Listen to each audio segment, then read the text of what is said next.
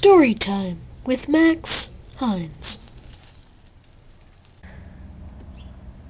This one time, I went outside to go play in my yard.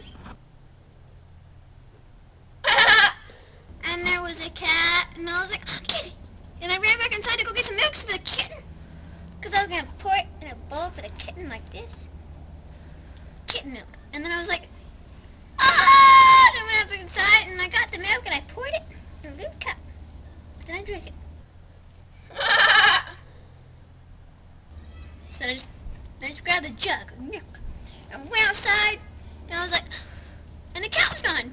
I was like, kitten! Kitty, kitty, kitty, kitty! Kitty! I dropped the jug of milk and it exploded. I was like, oh shit. And like, I walked around and I was like, kitty, kitty, kitty, kitty, kitty, kitty, kitten! Kitty!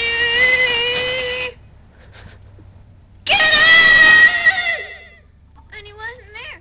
And I heard, and I turned around